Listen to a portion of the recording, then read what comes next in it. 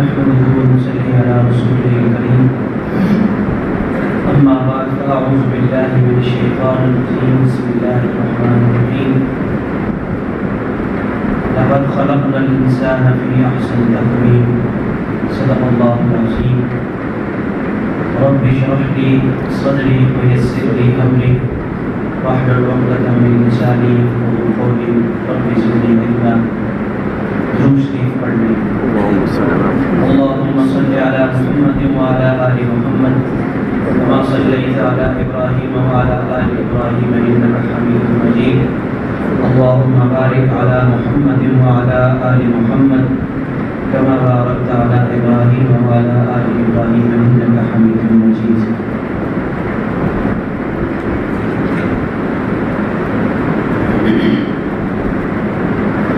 اللہ رب العالمین جل جلالہ نے اس دنیا میں اپنی جتنی بھی مخلوقات کو پیدا فرمایا ان تمام میں سے انسان کو ساری مخلوقات سے زیادہ خوبصورت پیدا فرمایا، عزت و احترام سے نوازا اور ساری مخلوقات پر انسان کو اللہ رب العالمین جل جلالہ نے فضیلت عطا فرمائی۔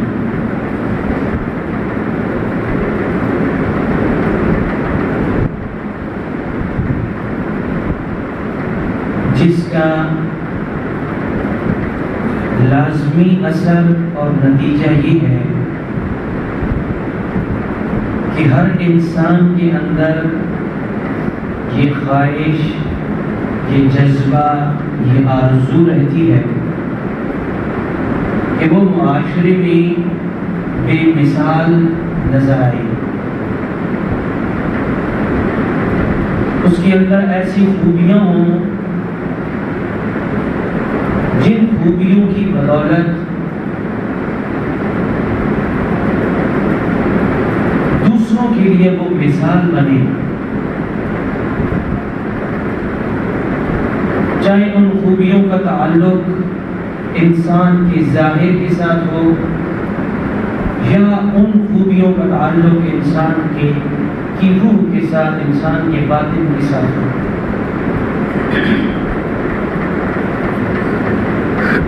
چونکہ اللہ رب العالمین جل جلالہ نے انسان کو خوبصورت پیدا فرمایا اور انسان ہے بھی خوبصورت، اور پھر انسان کی یہ سوچ کہ میں خوبصورت نظر آؤں، مثالی حیثیت کے ساتھ نظر آؤں، یہ سوچ بھی بہت اچھی ہے۔ اس میں دو چیزیں ہیں، ایک یہ ہے کہ انسان اپنے ظاہر کو خوبصورت بنانے کی فکر کرے، اپنے لباس کو خوبصورت رکھے، اپنے استعمال میں آنے والی ہر چیز اسے خوبصورت رکھے، خوبصورت بنائے، مثالی بنائے۔ انسان کے استعمال میں آنے والا جوتا، انسان کے استعمال میں آنے والا چشمہ، لباس، رومال، یا جو کچھ انسان ظاہری خوبصورتی کے لیے استعمال کرتا ہے وہ ان کا چناؤ اچھا کرے، خوبصورت ہو، قیمتی ہو، یہ بھی اپنی جگہ پر درست ہے،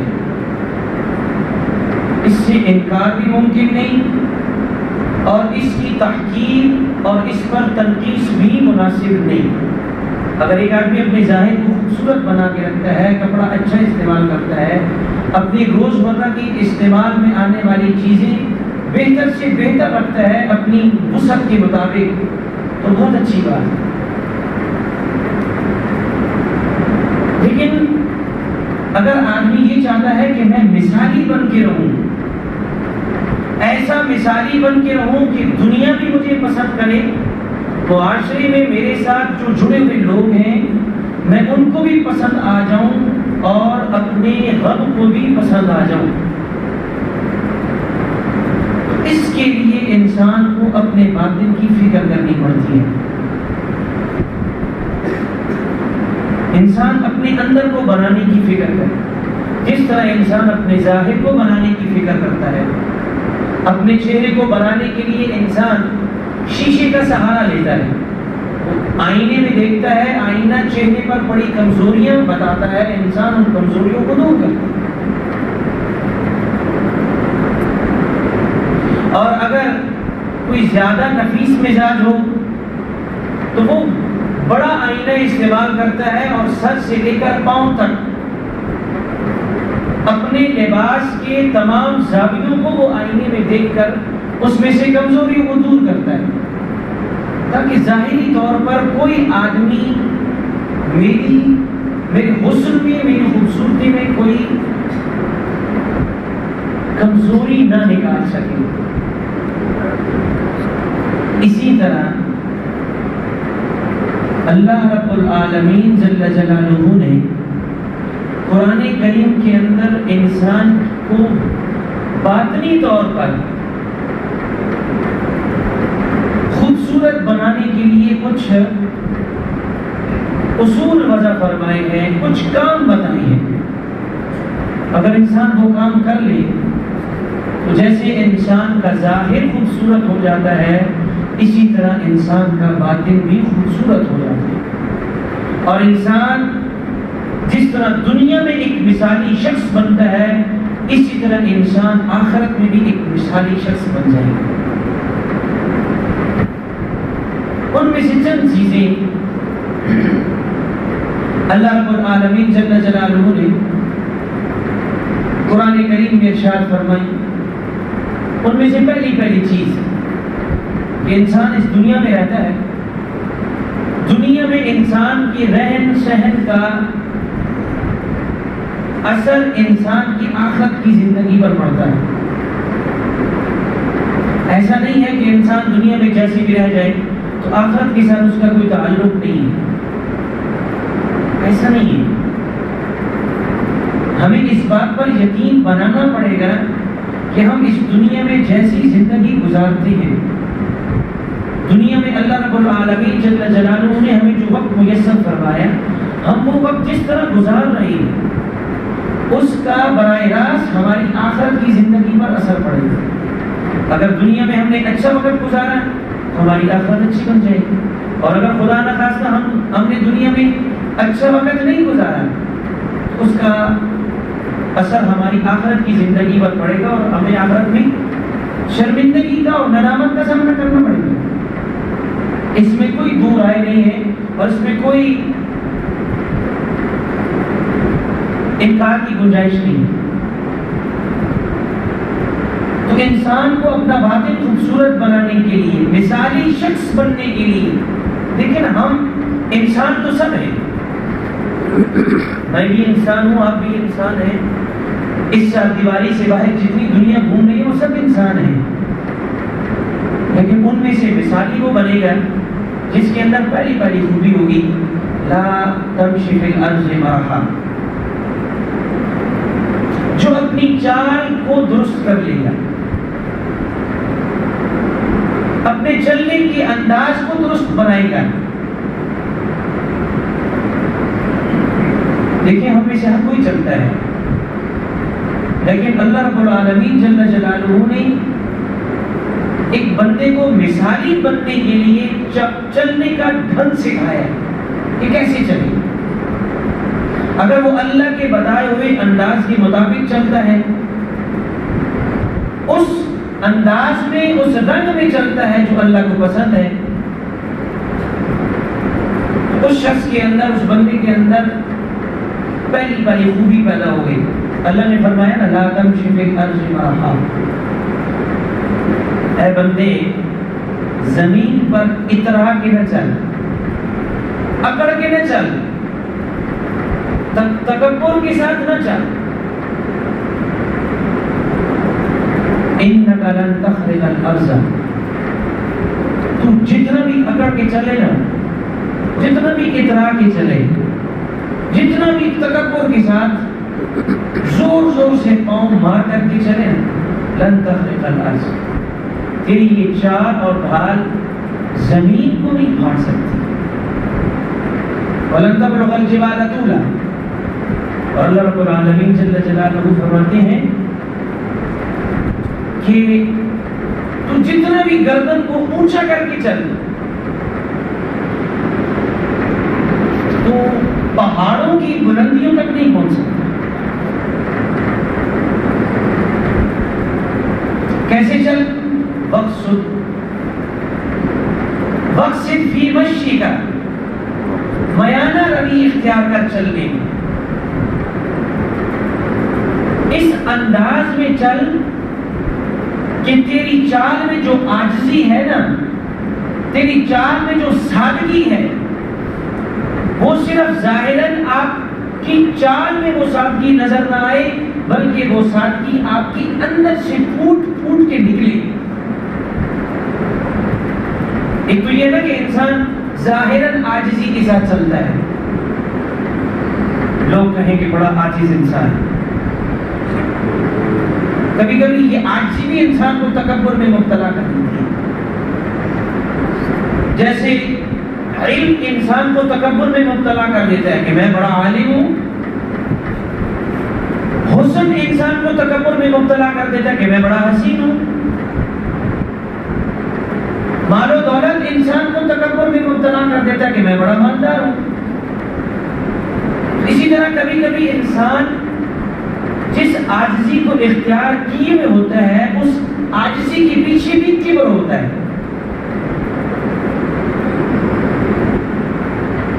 اس لیے اللہ رب العالمین جل جلالہ نے مثالی شخص بننے کے لیے پہلی خوبی بیان فرمائی کہ لا تمشی فی الارض مرحا، تکبر نہ کر.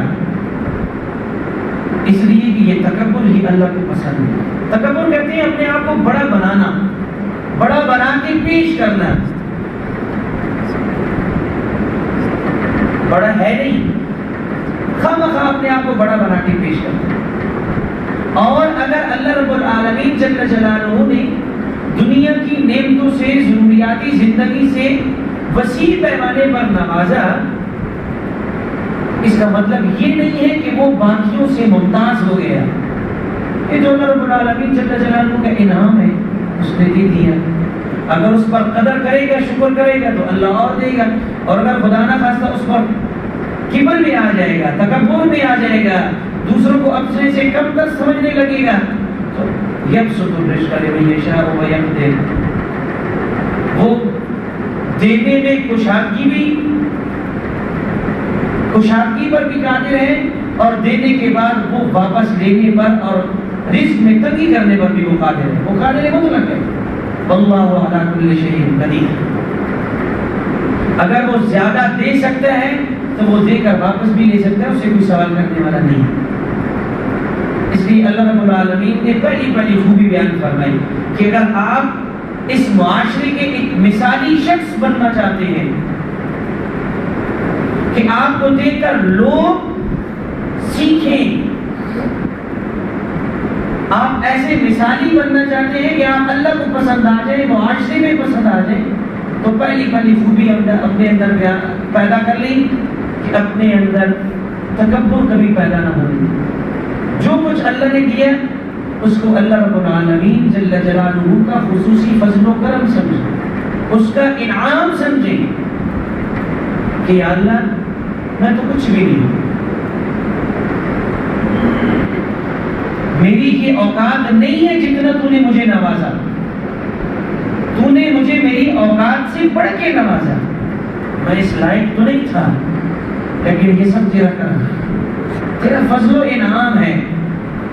اگر تو نہ بھی دیتا تو میں تو تب بھی خوش تھا، میں تب بھی تیری رضا پہ راضی تھا. تو نے دے دیا یا اللہ، اب یہ جو تو نے دیا نا، تو نے میرے اوپر انعامات فرمائے، میرے اوپر اپنی نعمتوں کی، رحمتوں کی بارش کر دی. میری ضروریات، میری ضرورت سے بڑھ کر مجھے میری ضروریات سے نوازا. یا اللہ ان ضروریات کی آڑ میں مجھے تکبر سے محفوظ رکھنا. تکبر بڑی خطرناک بیماری ہے. حدیث قدسی ہے، اللہ رب العالمین جل جلالہ فرماتے ہیں یہ تکبر میری چادر ہے.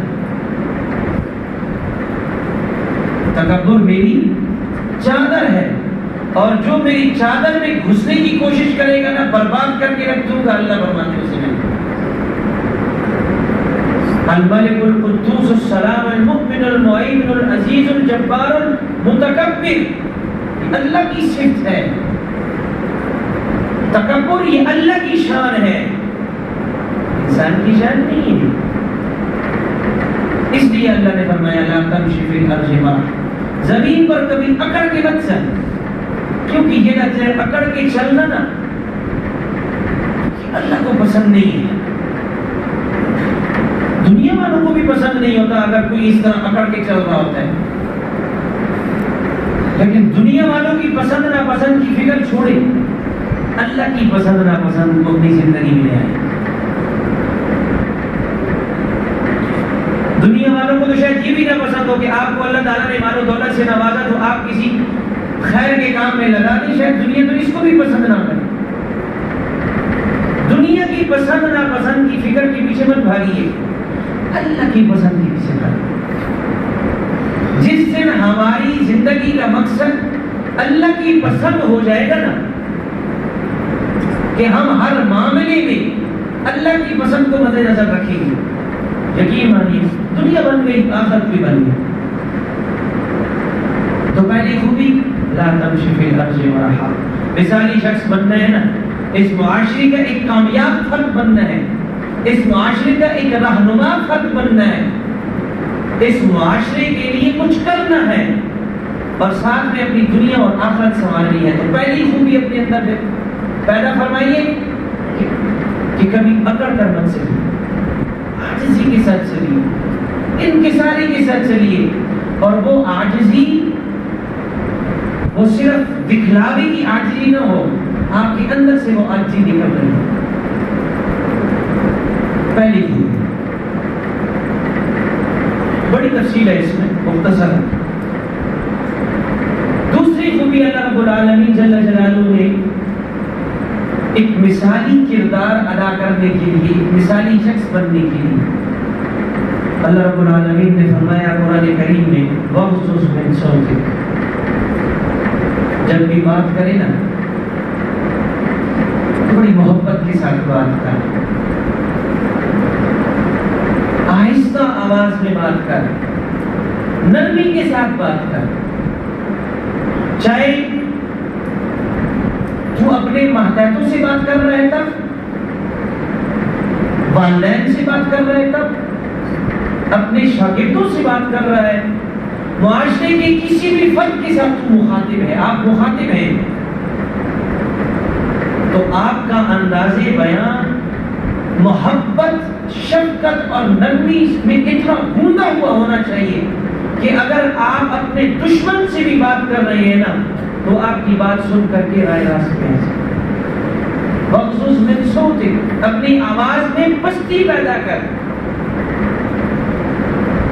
کیوں کہ چیخنے چلانے سے آپ سامنے والے کو خاموش تو کروا سکتے ہیں لیکن دبا نہیں سکتے.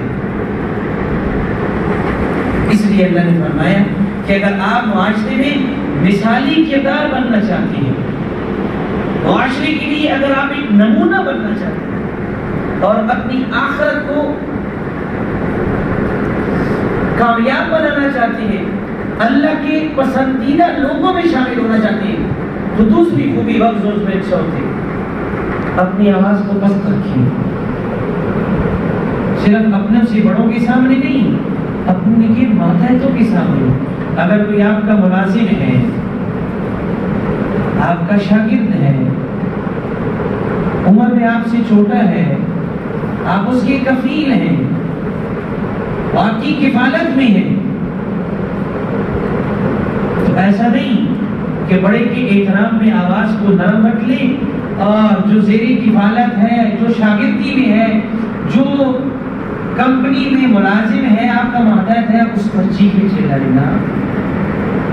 حضور نبی مہربان صلی اللہ علیہ وسلم کی عادت مبارکہ جناب حضرت سیدنا انس رضی اللہ تعالیٰ عنہ، جنہوں نے آپ صلی اللہ علیہ وسلم کی خدمت میں لمبا وقت گزارا، وہ فرماتے ہیں کہ آپ علیہ الصلوۃ والتسلیم کی خدمت میں خدمت کرتا تھا آپ صلی اللہ علیہ وسلم کی۔ نبی کریم صلی اللہ علیہ وسلم نے کبھی مجھے تو کر کے نہیں بلایا،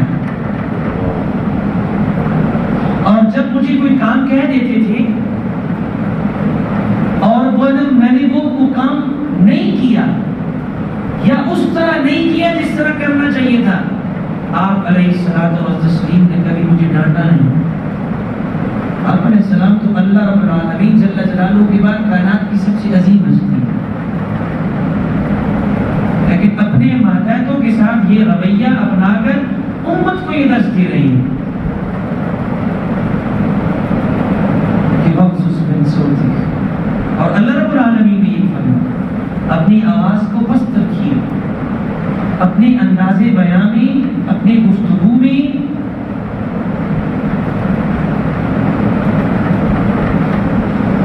اتنی محبت پیدا کیجیے، اتنی پرخلوص مٹھاس پیدا کیجیے کہ سننے والا صرف آپ کی بات نہ مانے، آپ پر جان دینے کے لیے تیار ہو جائے۔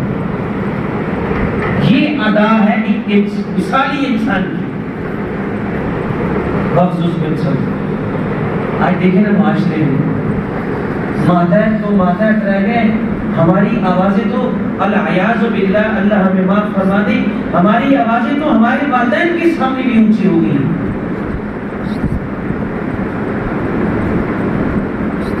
اولاد اپنے والدین کے سامنے جس انداز میں گفتگو کر رہی ہے، جس طرح والدین کے سامنے چلا چلا کے بات کرتی ہے آج کے معاشرے میں، تو وہی لوگ اپنے ماتحتوں کے ساتھ کیا رویہ رکھیں؟ یہ ایک مثالی شخص کی خوبی نہیں ہو سکتی۔ حالانکہ والدین کے بارے میں تو میرا موضوع نہیں ہے، والدین کے بارے میں تو اللہ رب العالمین نے اف کا کلمہ کہنا بھی گناہ فرمایا۔ اف ایک عام لفظ ہے اور ہر زبان میں استعمال ہوتا ہے۔ پنجابی میں بھی کوئی انہونی بات ہو جائے بندہ کہتا ہے اف، اردو میں بھی یہی لفظ ہے، پشتو میں بھی یہی لفظ ہے، فارسی میں بھی یہی لفظ ہے، اور اللہ رب العالمین نے عربی میں یہی لفظ ہے، اور قرآن کریم میں بھی اللہ رب العالمین نے یہی لفظ استعمال کیا۔ لا تقل لهما اف، والدین نے کوئی کام کہہ دیا، کوئی بات کہہ دی، اللہ رب العالمین فرماتے ہیں کہ اگر آپ نے والدین کے سامنے ایک عام معاشرے میں عام روٹین کے ساتھ آپ کہتے ہیں نا، ہماری عادت ہے یہ اف، اللہ رب العالمین نے والدین کے سامنے یہ رویہ بنانا، یہ رویہ اپنانا بھی اللہ رب العالمین نے استعمال کرنا۔ اور آج کے معاشرے میں والدین کے سامنے تو اولاد چیختی ہے، چلا چلا کے خاموش کروا دیتی ہے۔ تو دوسری خوبی وغضض من صوتک، اپنی آواز میں پستی پیدا کر، اپنی آواز کے اندر عاجزی پیدا کر۔ کسی کو سمجھانا ہے تو شفقت سے سمجھائیے، محبت سے سمجھائیے۔ اب دیکھیے نا، حضور نبی مہربان صلی اللہ علیہ وسلم کی سیرت مبارکہ کا مطالعہ فرمائیے۔ آپ کی سیرت مبارکہ کے اندر وہ لوگ جو مسلمان ہو گئے، جو ایمان لائے، ان کے ساتھ چھوڑیے وہ لوگ جو آپ صلی اللہ علیہ وسلم کی جان کے دشمن تھے، ایمان بھی نصیب نہیں ہوا، آپ کو ختم کرنے کے در پہ تھے، آپ کا ان کے ساتھ گفتگو انداز بیان کیا تھا؟ ان کے ساتھ جب آپ گفتگو فرماتے تو گفتگو میں کتنی محبت ہوتی، کتنا درد ہوتا، کتنا احساس ہوتا، دوسروں کی اصلاح کا کتنا جذبہ ہوتا۔ مطالعہ فرمائے رسول اللہ صلی اللہ علیہ وسلم کی زندگی مبارکہ ہمارے لیے۔ آپ جانتے ہیں کہ ہماری زندگی میں بدلاؤ کیوں نہیں آتا؟ اس لیے کہ ہمیں آپ صلی اللہ علیہ وسلم سے محبت ہے، لیکن ہم آپ کی سیرت کو پڑھتے نہیں ہیں، سن لیتے ہیں، جمعہ اپنے ائمہ سے، اپنے خطبہ سے سن لیتے ہیں، مہینے بھر کے بعد کہیں کوئی محفل ہو گئی تو وہاں جا کے رسول اللہ کی باتیں سن لیتے ہیں، لیکن خود سیرت کی کتاب کا مطالعہ نہیں کرتے۔ دیکھیے نا، جب ہم سیرت کا مطالعہ ہی نہیں کریں گے تو ہماری زندگی میں سیرت آئے گی کیسے؟ میں نے کسی بزرگ کے بارے میں پڑھا، وہ لکھتے ہیں کہ اگر آپ چاہتے ہیں نا کہ آپ کی زندگی سیرت النبی، آپ کی زندگی پر سیرت النبی کا رنگ چڑھے، سیرت رسول کا رنگ چڑھے، تو پھر آپ کی سیرت کو کثرت سے مطالعہ کیجیے۔ جتنا آپ رسول اللہ صلی اللہ علیہ وسلم کی سیرت کا مطالعہ کریں گے نا، اتنا ہی آپ کی زندگی پر سیرت کا رنگ چڑھے گا، رسول اللہ کا رنگ چڑھے گا۔ اور اگر جس کو رسول اللہ کا رنگ نصیب ہو جائے، اس کے تو دنیا میں بھی مزے اور آخرت میں بھی مزے۔ اور رسول اللہ کا رنگ کیا ہے؟ قرآن۔ اور قرآن میں اللہ فرما رہے مخصوص بچوں، اپنی آواز میں پستی رکھ، نرمی سے، انداز بیان میں نرمی پیدا کر۔ اگر سختی کرے گا نا تو آپ کی ارد گرد جو لوگ جمع ہیں نا، وہ آپ سے دور بھاگ جائیں گے۔ اللہ رب العالمین جل جلالہ قرآن کریم میں حضور نبی مہربان صلی اللہ علیہ وسلم کو یہی حکم فرما رہے ہیں، یہی ارشاد فرما رہے ہیں، یہی درس دے رہے ہیں۔ فَبِمَا رَحْمَةٍ مِّنَ اللَّهِ لِنتَ لَهُمْ، یہ آپ کے ارد گرد میرے آقا، میرے پیغمبر، آپ کے ارد گرد جو لوگ ہیں نا، ان کے ساتھ نرم رویے میں بات کیجیے۔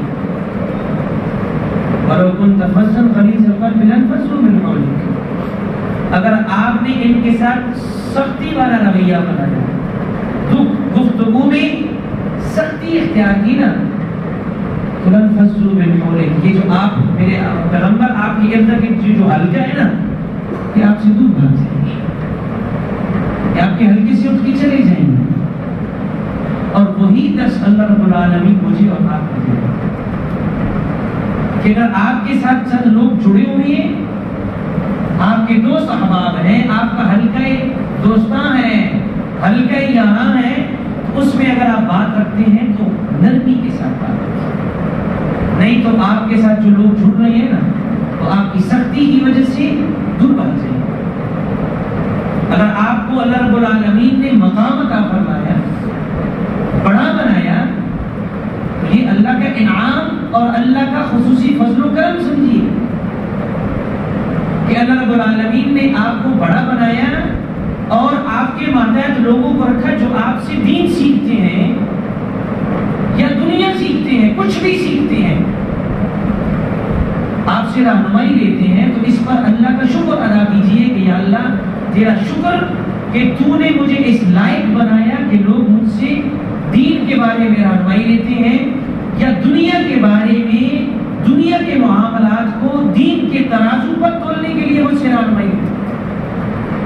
دیکھیے نا، اگر ایک تاجر ہے، وہ شرعی اصولوں کے مطابق تجارت کرتا ہے، اس کے ارد گرد کے دکاندار جب اسے دیکھتے ہیں کہ یہ شرعی تقاضوں کے مطابق تجارت کرتا ہے اور یہ دن بدن ترقی کر رہا ہے، وہ آپ کے پاس آئیں گے، تجارت کو شرعی اصولوں کے مطابق اپنی تجارت کو ڈھالنے کے لیے لازماً آپ کے پاس آئیں گے۔ تو اس وقت ان کی بہتر رہنمائی کیجیے، انہیں کم تر مت سمجھیے کہ وہ غیر شرعی طریقوں کے مطابق چل رہے ہیں۔ نا، اللہ کا شکر ادا کیجیے کہ آپ کے اس رویے نے، آپ کے اس انداز نے ان کو مجبور کیا دین کی طرف آنے کے لیے، اور اللہ نے انہیں وہاں سے اٹھا کے آپ کے قدموں میں لا دیا کہ تو ان کی رہنمائی کر۔ جب رہنمائی کرے نا، نرمی کے ساتھ، محبت کے ساتھ، شفقت کے ساتھ ان کو اپنا بنا کے رہنمائی کیجیے، تو آپ اس معاشرے میں ایک مثالی شخص بن سکتے ہیں۔ آپ کی دنیا بھی بن سکتی ہے اور آپ کی آخرت بھی بن سکتی ہے۔ تیسری چیز، اللہ رب العالمین جل جلالہ فرماتے ہیں کہ اگر آپ کو اس معاشرے میں ایک مثالی کردار بننا ہے وَلَا تَمُدَّنَّ عَيْنَيْكَ إِلَىٰ مَا مَتَّعْنَا بِهِ، اپنی آنکھ کو، اپنی آنکھوں کو، اپنی توجہ کو دنیا کے حصول کے لیے اور دنیا کی رنگینیوں میں برباد مت کر۔ اگر دیکھنا ہے نا تو میں اللہ کی طرف دیکھ، میں اللہ کی نعمتوں کی طرف دیکھ، میں اللہ کی قدرتوں کو دیکھ، دنیا کو نہ دیکھ، کیونکہ یہ دنیا آج ہے تو کل نہیں۔ آج اگر آپ کسی کو دیکھتے ہیں کہ وہ بڑا مالدار ہے، بڑا آسودہ حال ہے، رہنے کے لیے بڑا خوشحال گھر ہے، سفر کے لیے بڑی اچھی سواری ہے، یہ ساری چیزیں دنیا ہے۔ لا تمدن عینیک، ان چیزوں کی کو دیکھ کر آپ کی آنکھیں رب سے، رب کے رسول سے، رب کے دین سے نہ پھرے۔ اپنے آپ اپنی آنکھوں کو رب کی طرف متوجہ ہے۔ یہ دنیا کی رنگینی، یہ دنیا کی چاشنی، یہ دنیا کی بھاگ دوڑ، یہ سب عارضی ہے۔ اس لیے اپنی آنکھوں میں یہ دنیا کی روشنیوں کو مت بسا، اگر بسانا ہے تو اپنی آنکھ میں رب کی محبت کو بسا، رب کی نورانیت کو اپنی آنکھوں میں بسا۔ اگر دیکھنا ہے ان آنکھوں سے تو رب کی قدرت کو دیکھ، کہ رب نے ایک پانی کی قطرے سے انسان کو کیسے بنایا۔ اگر دیکھنا ہے تو رب کی قدرت کو دیکھ کہ ایک چھوٹا سا بیج زمین میں بویا اور اللہ نے اسے درخت کیسے بنایا۔ ایک پھلدار درخت کا بیج زمین میں بویا، زمین کے اندر آپ جتنا نیچے کھودتے چلے جائیں آپ کو کہیں بھی پھل نظر نہیں آئے، اور اگر اس بیج کے اندر سے تنا نکلا وہ درخت بن گیا۔ آپ درخت کے تنوں کو، ٹہنیوں کو کاٹ کر کے دیکھیں، اندر کہیں بھی پھل نہیں ہے۔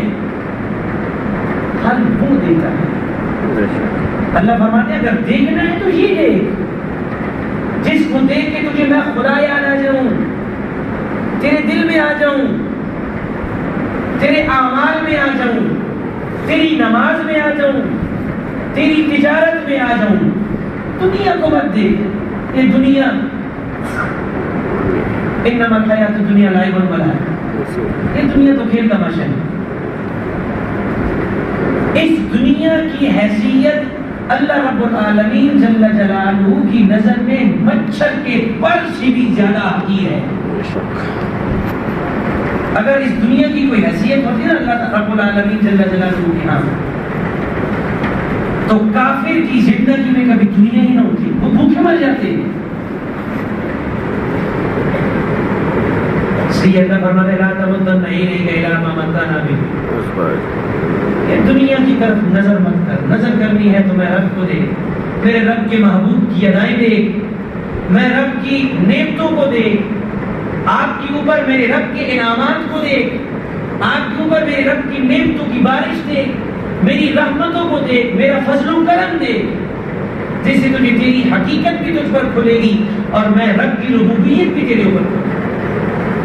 اور دوسری جگہ فرمایا گیا یغض من ابصارہم، اپنے نظر کی حفاظت کر، مثالی بننا ہے نا، معاشرے میں مثالی کردار بننا ہے، لوگوں کے لیے رہنما بننا ہے، دنیا میں اور آخرت میں عزت دار بننا ہے، مثالی بننا ہے تو یغض من ابصارہم، اپنی نظر میں حیا پیدا کر، اپنی نظر کو جھکا کے رکھ۔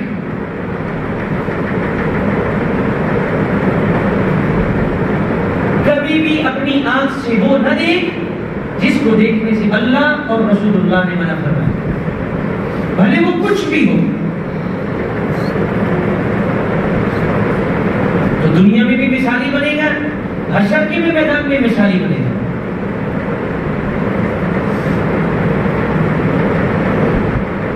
پہلی خوبی مثالی بننے کے لیے، انسان ہونے میں سب برابر ہے، لیکن اگر مثالی بننا ہے، مثالی انسان بننا ہے، مثالی شخص بننا ہے تو پہلی چیز لا تمش فی الارض مرحا، اپنی زندگی سے کبر کو نکال پھینکیے، ہر چیز اختیار کیجیے۔ دوسری خوبی غض من صوتک، اپنی آواز کو پست رکھیے، اپنے سے بڑوں کے سامنے بھی اور اپنے سے چھوٹے سے، اپنے ماتحتوں کے سامنے کسی کو سمجھانا ہے تو شفقت سے سمجھانا۔ اگر سمجھانے کا انداز نہیں آتا نا تو میرے نبی کی سیرت پڑھیے، نبی پاک اپنے وہاں تو سب نبی پاک سے چھوٹے تھے نا، لیکن آپ ایسے سمجھاتے تھے یوں لگتا تھا کہ جیسے جن کو سمجھا رہے وہ سب بڑے ہیں۔ کیا ادا تھی رسول اللہ صلی اللہ علیہ وسلم۔ غیر مسلم کو سمجھا رہے ہیں تو ایسے سمجھا رہے ہیں جیسے وہ آپ سے بڑا ہو، لیکن ہمارے سمجھانے کا انداز کہ ہم سے دنیا بھاگتی ہے۔ مثالی بنیے، وقت میں چھوڑ دی، دوسری کو بھی اپنے اندر پیدا فرمائیے۔ اور نمبر 3، اپنی آنکھوں کو دنیا کی رنگینیوں میں اندھا مت ہونے دیجیے، بلکہ اپنی آنکھوں کو رب کی ربوبیت سے نورانی کیجیے اور اپنی آنکھوں کی حفاظت کیجیے۔ اور بھی بہت ساری چیزیں ہیں پھر کبھی انشاءاللہ۔ اب یہ خوبیاں انسان کے اندر کیسے پیدا ہوتی ہیں؟ انسان اپنی تئی عاجزی کے ساتھ رہ رہا ہے، اپنی تئی انسان عاجزی کے ساتھ چلتا ہے، نرم سے نرم گفتگو کرنے کی کوشش کرتا ہے، اپنی آنکھوں کی حفاظت کرتا ہے، دنیا کی رنگینوں سے دور بھاگنے کی کوشش کرتا ہے۔ اسے کیسے پتہ چلے گا کہ میں یہ ساری خوبیاں میرے اندر درست سمت میں بھی ہے یا نہیں؟ کبھی کبھی انسان عاجزی اختیار کرتا ہے لیکن اس عاجزی کے اندر بھی کبر ہوتا ہے۔ کبھی کبھی انسان نرمی کے ساتھ گفتگو کر رہا ہوتا ہے لیکن اس کے اندر بھی سختی ہوتی ہے۔ تو ان خوبیوں کو، ان صفات کو صحیح سمت میں کیسے لایا جائے گا؟ اس کے لیے اللہ والوں کی صحبت میں بیٹھنا پڑتا ہے، ان لوگوں کی صحبت اختیار کرنی پڑتی ہے جن کو اللہ رب العالمین نے ان خوبیوں میں کمال سے نوازا، جو ان خوبیوں کی انتہا پر موجود ہیں۔ ایسے لوگوں کی محفل مجلس میں بیٹھنا پڑتا ہے، ایسے لوگوں کے ہاتھ پہ ہاتھ رکھ کے بیٹھ ہونا پڑتا ہے۔ پھر انسان کو پتہ چلتا ہے، انسان کو علم ہوتا ہے کہ جس عمل کو میں عاجزی سمجھ رہا تھا وہ تو عاجزی کی الف بے بھی نہیں ہے۔ پھر انسان کو احساس ہوتا ہے کہ جس اندازے بیان کو میں نرمی اور شفقت کی انتہا سمجھ رہا تھا وہ تو سختی کی ابتدا ہے۔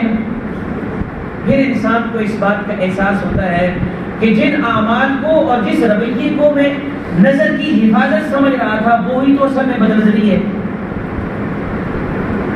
یہ ساری چیزیں اللہ والوں کی صحبت میں بیٹھنے سے احساس ہوتا ہے انسان کو کہ جن خوبیوں کو میں نے اپنے تئیں پیدا کیا اپنے اندر، درست سمجھ کے ان کو درست سمت میں بھی لانا پڑتا ہے، اور وہ اللہ والوں کی صحبت میں بیٹھنے سے ہوتا ہے۔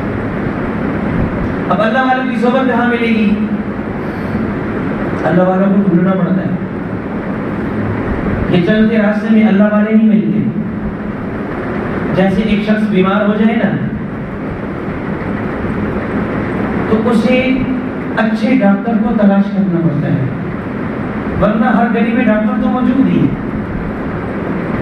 لیکن اچھے علاج کے لیے تسلی بخش ایسا علاج کہ جس کے بعد انسان صحت مند ہو جائے، اس کے لیے اچھے ڈاکٹر کو تلاش کرنا پڑتا ہے، اور ہم تلاش کرتے بھی ہیں۔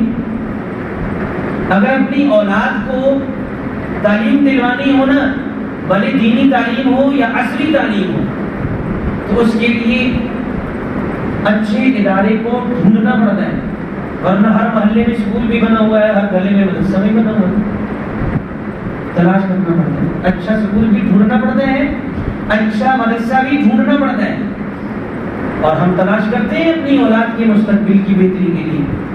اچھا اسکول بھی ڈھونڈ لیتے ہیں، اچھا جامعہ بھی ڈھونڈ لیتے ہیں، اور علاج کے لیے اچھا ہسپتال، اچھا کلینک بھی ڈھونڈ لیتے ہیں۔ تو رب کو پانے کے لیے اللہ والوں کو بھی ڈھونڈنا پڑتا ہے۔ اللہ والے کیوں نہیں ملتے؟ ان کو تلاش کرنا پڑتا ہے، اس کے لیے تکلیف سہنی پڑتی ہے، سفر کرنے پڑتے ہیں، پراگندہ ہونا پڑتا ہے، سفید کپڑوں کو سیاہ بنانا پڑتا ہے، اپنا تن من دھن لٹانا پڑتا ہے، تب اللہ والے ملتے ہیں۔ اپنے دنیا کے تقاضوں کو دبانا پڑتا ہے۔ المیہ ہمارے لیے ہے نا، ہم چاہتے ہیں ہمیں خدا مل جائے، چاہتے ہیں نا، میں تھوڑا بولتا بھی ہوں، تھوڑا بلواتا بھی ہوں، میری یہ کمزوری سمجھ لیں آپ کہ میں خود سے بولتا رہوں وہ میں تھک جاتا ہوں. پھر ہم میں سے ہر کوئی چاہتا ہے نا کہ ہمیں خدا مل جائے. کون ہم سب چاہتے ہیں نا. میں نہیں کہتا ہوں کہ ہاتھ کھڑا کریں تو جھوٹ بن جائے. ہم سب چاہتے ہیں کہ ہمیں خدا مل جائے، لیکن خدا ملے گا ان لوگوں کی صحبت میں بیٹھ کے جو اللہ والے ہیں. اللہ ملے گا لیکن اللہ والوں کی صحبت میں بیٹھنے سے ملے گا. اللہ ملے گا لیکن اللہ والوں کی جوتیاں اٹھانے سے ملے گا. اپنے دنیا کے معاملات کو چھوڑ کر، دنیا سے کٹ کر اللہ والوں کی قدموں میں اپنے آپ کو نچھاور کرنا پڑے گا تب خدا اللہ تب ملتا ہے. اب دیکھیے نا، حضور نبی مہربان صلی اللہ علیہ وسلم اللہ رب العالمین جل جلالہ کے معصوم پیغمبر، محبوب پیغمبر، طائف کی وادی میں سر مبارک سے لے کر پاؤں مبارک تک زخمی ہوئے تب رب ملا. شام ابی طالب میں 3 سال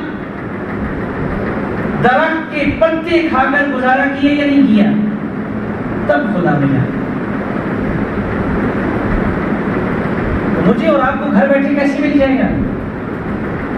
اس کے لیے کچھ کھونا پڑتا ہے. آپ جانتے ہیں نا، ہمیں دنیا کا کوئی بھی کام ہونا، ہم تمام معاملات کو پیچھے کریں گے. اگر ہمیں کوئی چیز کی ضرورت ہے نا، اس کے لیے اگر ہمیں اپنا ملک بھی چھوڑنا پڑے گا نا، ہم بیوی کو بھی چھوڑ دیں گے، بچوں کو بھی چھوڑ دیں گے، والدین کو بھی چھوڑ دیں گے، اپنے کاروبار کو بھی سب چھوڑ چھاڑ کے ہم دوسرے ملک روانہ ہو جائیں گے اپنی ضرورت پوری کرنے کے لیے. اس وقت تو ہمارے یہ تقاضے رکاوٹ نہیں بنتے، ہماری یہ ضروریات اور ہمارے یہ مسائل رکاوٹ نہیں بنتے. رکاوٹ تب بنتے ہیں جب اللہ کو ڈھونڈنے کے لیے، اللہ کو پانے کے لیے ہم سفر میں نکلتے. کیوں؟ اس لیے کہ شیطان کبھی بھی نہیں چاہتا کہ میں اور آپ اللہ کے محبوب بن جائیں. یہ تو خدا چاہتا ہے نا کہ ہم اس کے محبوب بن جائیں. یہ تو رسول اللہ صلی اللہ علیہ وسلم کا درس ہے کہ ہم اللہ کے محبوب بن جائیں. شیطان اور نفس کبھی بھی نہیں چاہتا کہ ہم اللہ والے بن جائیں، ہم اللہ کے محبوب بن جائیں، ہمارے اعمال درست ہو جائیں، ہماری نماز درست ہو جائے، ہمارا کردار درست ہو جائے، ہم اس معاشرے میں ایک مثالی کردار بن کے پیش ہوں. نہ نفس چاہتا ہے نہ شیطان چاہتا ہے. یہ کون چاہتا ہے؟ خدا چاہتا ہے. اور خدا کی یہ چاہت پوری کرنے کے لیے ہمیں اللہ والوں کی صحبت میں بیٹھنا پڑے گا، اور اس کے لیے ہمیں دنیا کے معاملات کو تھوڑے دنوں کے لیے چھوڑنا پڑے گا. آپ یقین مانیے بڑی ذمہ داری کے ساتھ یہ عرض کرتا ہوں، آپ دنیا کے سارے معاملات کو رب کے لیے چھوڑ دیں، رب ساری دنیا کو آپ کے قدموں میں پھینک دے گا. ہمارا ایک ساتھی ہے، اس کا گھر نہیں بن رہا تھا، اللہ رب العالمین نے اسے اللہ والوں کی صحبت میں بٹھایا نا، واپس آیا تو اس کا گھر بن گیا. یہ زندہ مثال ہے، ایک مثال، ایسی ہزاروں مثال. آپ دنیا کو اللہ کے لیے قربان کر دیں، اللہ رب العالمین دنیا کو آپ کے قدموں میں لا دیں. عرض یہ کر رہا تھا کہ مثالی بننا ہے، باکردار بننا ہے، اللہ کا پسندیدہ بندہ بننا ہے، تو اللہ والوں کی صحبت میں جائیے اور ان خوبیوں کو، ان صفات کو اپنے اندر پیدا کیجیے اور ان صفات کو صحیح سمت میں لے جائیں. اس کے لیے قریب اللہ والوں کی صحبت ہمیں ملے گی. اکتوبر کے مہینے میں کربوگا شریف میں ہمارا سالانہ مرکزی اجتماع آ رہا ہے، اور الحمدللہ ملک بھر سے نہیں بلکہ بیرون ممالک سے بھی دنیا وہاں جمع ہوتی ہے. اللہ والوں کی صحبت میں بڑے بڑے بزرگ، شیوخ، جم غفیر ہوتا ہے. جو احباب جاتے رہتے ہیں وہ میں اس بات کی گواہی دیں گے کہ ہر طبقے کا آدمی وہاں نظر آتا ہے، ہر طبقے کا آدمی، علماء، طلباء، اسکول کالج کے، یونیورسٹی کے طلباء، اسٹوڈنٹ، پروفیسر، لیکچرر اور بڑے بڑے مذہبی پیشوا، بڑی بڑی جماعتوں کے، مذہبی جماعتوں کے بڑے بڑے سربراہ جو وہاں صرف اور صرف سیکھنے کے لیے جاتے ہیں. تو ہمارے لیے بہت خوبصورت موقع ہے. نہ جانے پھر زندگی میں یہ موقع ملے نہ ملے. نکلیے دنیا کی جھنجھٹ سے 3-4 دن 5 دن وقف کیجیے نا اللہ کے لیے. چلیے وہاں گمنام سا علاقہ، گمنام سی زمین، ہر طرف پہاڑ اور درمیان میں اللہ والے بیٹھے ہیں. اللہ اللہ کی صدائیں بلند ہو رہی ہیں اور ساری دنیا مستفید ہو رہی ہے. ہم کیوں پیچھے رہتے ہیں؟ ہم کیوں اپنے آپ کو خوش نصیب لوگوں میں شامل نہیں کرتے؟ کراچی سے لوگ وہاں آ جاتے ہیں، افغانستان اور ایران تک کے لوگ وہاں اللہ والوں کی صحبت میں بیٹھ کے بہت کچھ سمیٹ کے لے جاتے ہیں. ہم اتنے قریب ہیں، 3-4 گھنٹے کا راستہ ہے، اتنے قریب ہیں، لیکن ہم کیوں محروم ہیں؟ اس بار کم از کم اس بار اپنی اس محرومی کو دھوئیے، اپنے آپ کو اس محرومی سے نکالیے. 2-4 دن کے لیے دکان نہیں کھلے گی، رب کعبہ کی قسم آپ کے گھر میں کوئی بھی بھوکا نہیں مرے گا. اگر 4 دن آپ دہاڑی نہیں لگائیں گے تو آپ کے گھر میں آپ کے بچوں کو رب بھوکا نہیں رہنے دیتا، کیونکہ آپ رب کو منانے کے لیے نکلے ہیں. دیکھیں نا جماعت میں جب نکلتے ہیں نا لوگ سے روزے کے لیے، چلنے کے لیے، ٹھیک ہے، تو کیا کہتے ہیں کہ ہم پیچھے سب کچھ رب کے حوالے ہیں. ہاں میں آپ سے چلہ نہیں مانگ رہا ہوں، صرف 4 دن مانگ رہا ہوں، صرف 4 دن اللہ کو منانے کے لیے، اپنے لیے بھی نہیں مانگ رہا ہوں، آپ کے لیے 4 دن مانگ رہا ہوں، صرف 4 دن رب کو منانے کے لیے، اپنے آپ کو بنانے کے لیے، اللہ والوں کی صحبت میں بیٹھ کے اللہ والوں کا رنگ اپنے اوپر چڑھانے کے لیے مانگ رہا ہوں. صرف 4 دن، زیادہ نہیں. اس کے لیے 14 اکتوبر سے ہمارا مرکزی اجتماع کربوگا شریف میں شروع ہوگا. جمعرات 14 اکتوبر بروز جمعرات سے شروع ہوگا اور 14، 15، 16 اور 17 جمعرات، جمعہ، ہفتہ اور اتوار والے دن دعا ہوگا. یہ 4 دن اللہ والوں کی صحبت میں بیٹھنے کی کوشش کریں. مجھے پوری امید ہے کہ یہاں مجمع میں جتنے لوگ بیٹھے ہیں نا، چلو طلباء تو جتنے بڑے بڑے حضرات بیٹھے ہیں، میں امید کرتا ہوں کہ آپ سب تیار ہیں انشاءاللہ. اس سلسلے میں جو ساتھی اور جو احباب تیار ہوں، جانا چاہیں، تو وہ ہمارے علاقے میں جو ہمارا کام ہے اس کے امیر ہیں حافظ یعقوب سے، آپ میں سے اکثر احباب ہونے جانتے ہیں، ان سے ملنے، اور ان کے معاون ہیں ثاقب عزیز بھائی اور دوسرا مولانا حسنین ابوبکر صاحب، ان سے ملنے اور باقی تفصیلات آپ ان سے طے کریں. اللہ رب العالمین جل جلالہ ہمیں اپنی محبت نصیب فرما دے، اللہ والوں کی صحبت نصیب فرما دے. ربنا تقبل منا انک انت